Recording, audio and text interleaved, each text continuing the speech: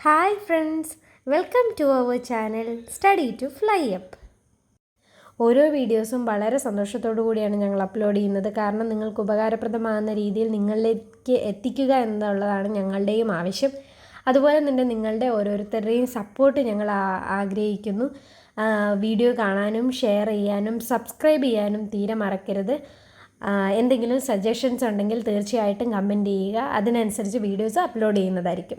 Okay, ഇന്നത്തെ topic എന്ന് പറയുന്നത് പ്ലാനിംഗ് കമ്മീഷൻ ആണ്. Okay friends, let's start our video.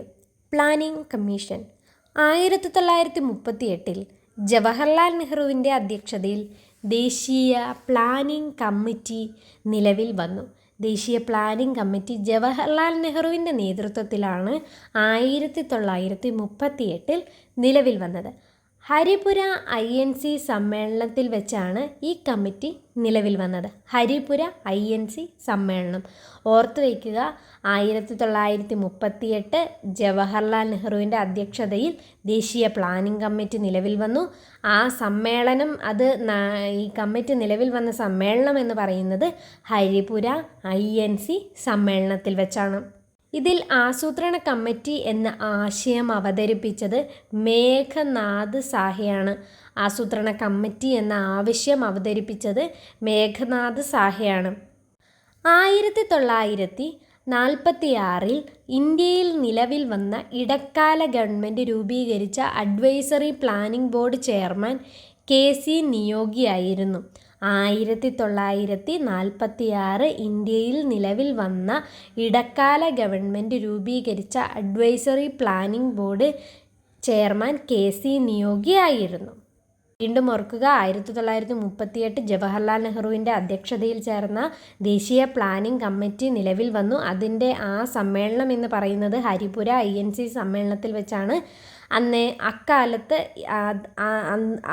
ആ സമയത്ത് ഇത് അവതരിപ്പിച്ചതെന്ന് പറയുന്നത് മേഘനാഥ് സാഹയായിരുന്നു. അതിനുശേഷം ഇടക്കാല ഗവൺമെൻറ് നിലവിൽ വരികയും 1946 പ്ലാനിംഗ് ബോർഡ് ചെയർമാനായി KC നിയോഗി അധികാരത്തിൽ എത്തുകയും ചെയ്തു.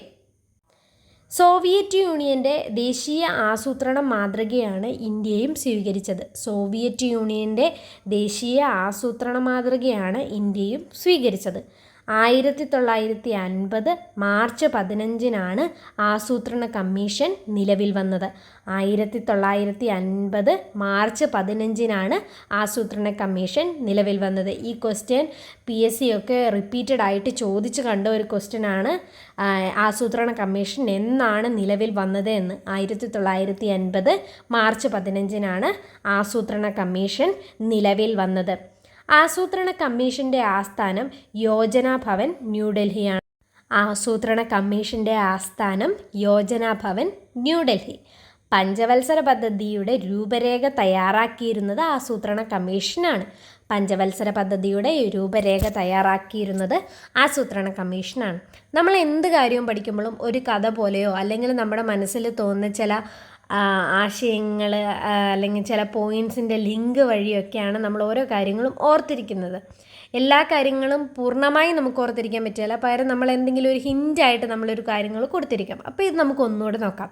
1938 ജവഹർലാൽ നെഹ്റുവിൻ്റെ അധ്യക്ഷതയിൽ ഹരിപുര INC സമ്മേളനത്തിൽ വെച്ച് ഈ കമ്മിറ്റി നിലവിൽ വന്നു.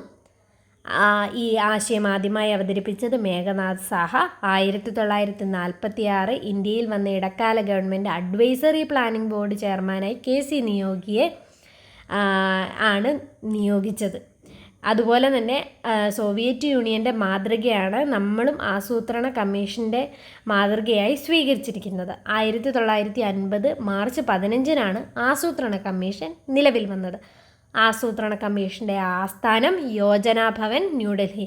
ഇതും PSCക്ക് ചോദിക്കുന്ന ഒരു ക്വസ്റ്റ്യനാണ്. ആസൂത്രണ കമ്മീഷൻ്റെ ആസ്ഥാനം യോജന ഭവൻ ന്യൂഡൽഹി.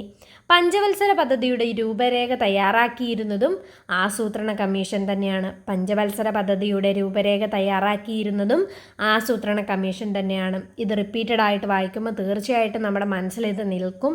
അതുപോലെ തന്നെ നമ്മളിത് മറന്നു പോകാതെയും ഇരിക്കും. ഓക്കെ, നെക്സ്റ്റ് പേജിലേക്ക് നമുക്ക് പോകാം. ആസൂത്രണ കമ്മീഷൻ ഒരു ഉപദേശക സമിതിയാണ്. ആസൂത്രണ കമ്മീഷൻ എന്ന് പറയുന്നത് ഒരു ഉപദേശക സമിതിയാണ്. 2014 ആഗസ്റ്റ് 17 പ്ലാനിംഗ് കമ്മീഷൻ നിർത്തലാക്കി. 2014 ആഗസ്റ്റ് 17 പ്ലാനിംഗ് കമ്മീഷൻ നിർത്തലാക്കി. ആസൂത്രണ കമ്മീഷൻ്റെ ആദ്യ അധ്യക്ഷൻ നെഹ്റു ആയിരുന്നു. ആസൂത്രണ കമ്മീഷൻ്റെ ആദ്യ അധ്യക്ഷൻ നെഹ്റു ആയിരുന്നു. ആസൂത്രണ കമ്മീഷൻ്റെ ആദ്യത്തെ ഉപാധ്യക്ഷൻ ഗുൽസാരി ലാൽ നന്ദയായിരുന്നു. ആസൂത്രണ കമ്മീഷൻ്റെ ആദ്യത്തെ ഉപാധ്യക്ഷൻ ഗുൽസാരിലാൽ നന്ദ. ഈ ഉപാധ്യക്ഷനെയും ഇപ്പോൾ PSC ചോദിച്ച് കാണുന്നുണ്ട്. സോ നിങ്ങളെല്ലാവരും ഉപാധ്യക്ഷൻ്റെ പേരും കൂടി പഠിക്കാൻ വളരെയധികം ശ്രദ്ധിക്കുക. ഗുൽസാരിലാൽ നന്ദ. ആസൂത്രണ കമ്മീഷൻ്റെ അവസാനത്തെ അധ്യക്ഷൻ നരേന്ദ്രമോദി ആയിരുന്നു. ഈ ആസൂത്രണ കമ്മീഷൻ നിർത്തലാക്കുന്നത് നരേന്ദ്രമോദിയുടെ ഗവൺമെൻറ്റാണ്. ആസൂത്രണ കമ്മീഷന് പകരമായിട്ടാണ് ഇപ്പോൾ നീതി ആയോഗും നിലവിൽ വന്നിരിക്കുന്നത്. അത് ഞാൻ ഒരു എക്സ്ട്രാ പോയിൻ്റായിട്ട് പറയുന്നതാണ്. തീർച്ചയായിട്ടും നീതി ആയോഗിൻ്റെ ഒരു നോട്ട് അപ്ലോഡ് ചെയ്യുന്നതായിരിക്കും. ഇന്ത്യയിൽ ആദ്യമായി ഒരു സംസ്ഥാനം ആസൂത്രണ സമിതിയിൽ അംഗമാകുന്ന ട്രാൻസ്ജെൻഡർ ഡോക്ടർ നർത്തകി നടരാജ. അതായത് ഒരു ആസൂത്രണ സമിതിയിൽ അംഗമാകുന്ന ട്രാൻസ്ജെൻഡർ എന്ന് പറയുന്നത് ഡോക്ടർ നർത്തകി നടരാജയാണ്. ഇന്ത്യൻ പ്ലാനിംഗ് കമ്മീഷൻ ആദ്യമായി നാഷണൽ ഹ്യൂമൻ ഡെവലപ്മെൻറ്റ് റിപ്പോർട്ട് പ്രസിദ്ധീകരിച്ച വർഷം 2001. ഇന്ത്യൻ പ്ലാനിംഗ് കമ്മീഷൻ ആദ്യമായി നാഷണൽ ഹ്യൂമൻ ഡെവലപ്മെൻറ്റ് റിപ്പോർട്ട് പ്രസിദ്ധീകരിച്ച വർഷം 2001. ഒന്നും കൂടി നോക്കാം. ആസൂത്രണ കമ്മീഷൻ ഒരു ഉപദേശക സമിതിയാണ്.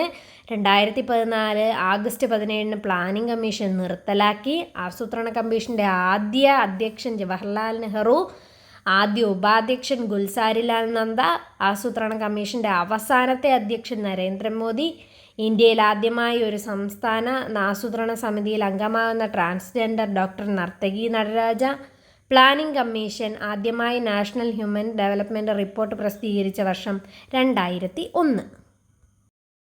ഇനി കേരള സ്റ്റേറ്റ് പ്ലാനിംഗ് ബോർഡിനെ പറ്റിയുള്ള കുറച്ച് പോയിൻറ്റ്സ് നമുക്ക് നോക്കാം.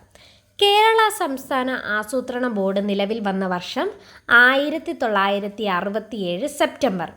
കേരള സംസ്ഥാന ആസൂത്രണ ബോർഡ് നിലവിൽ വന്ന വർഷം 1967 സെപ്റ്റംബറിലാണ്. സംസ്ഥാന ആസൂത്രണ ബോർഡിൻ്റെ അധ്യക്ഷൻ മുഖ്യമന്ത്രിയാണ്. സംസ്ഥാന ആസൂത്രണ ബോർഡിൻ്റെ അധ്യക്ഷൻ എന്ന് പറയുന്നത് മുഖ്യമന്ത്രിയാണ്. പ്രഥമ അധ്യക്ഷൻ എന്ന് പറയുന്നത് EMS നമ്പൂതിരിപ്പാടായിരുന്നു. EMS നമ്പൂതിരിപ്പാട് മുഖ്യമന്ത്രി ആയിരിക്കുന്ന സമയത്താണ് ആസൂത്രണ ബോർഡ് കേരളത്തിൽ വരുന്നത്. ആദ്യ ഉപാധ്യക്ഷൻ MK ഹമീദാണ്. ആദ്യ ഉപാധ്യക്ഷൻ എന്ന് പറയുന്നത് MK ഹമീദ്. നിലവിലെ അധ്യക്ഷൻ പിണറായി വിജയനാണ്. ബോർഡിൻ്റെ അധ്യക്ഷൻ മുഖ്യമന്ത്രിയാവുമ്പോൾ സ്വാഭാവികമായും നിലവിലെ അധ്യക്ഷൻ പിണറായി വിജയനാണ്. ഓക്കെ, ഇന്നത്തെ ക്ലാസ് ഇവിടെ വൈൻഡപ്പ് ചെയ്യുകയാണ്. PSCക്കൊക്കെ റിപ്പീറ്റഡ് ആയിട്ട് വരുന്ന ക്വസ്റ്റ്യൻസും കൂടി ഉൾപ്പെടുത്തിയിട്ടാണ് ഇന്നത്തെ നോട്ട് തയ്യാറാക്കിയിരിക്കുന്നത്. സോ നിങ്ങൾക്ക് ഉപകാരപ്രദമാകുന്നുള്ള കാര്യത്തിൽ സംശയമില്ല. അതുപോലെ തന്നെ നിങ്ങൾ ഈ വീഡിയോ ഫുള്ള് കാണാനും ഷെയർ ചെയ്യാനും സബ്സ്ക്രൈബ് ചെയ്യാനും ഒന്നും മറക്കരുത്. നിങ്ങളുടെ സപ്പോർട്ട് ഞങ്ങൾക്ക് വളരെയധികം ഇമ്പോർട്ടൻ്റ് ആണ്. Okay, thank you.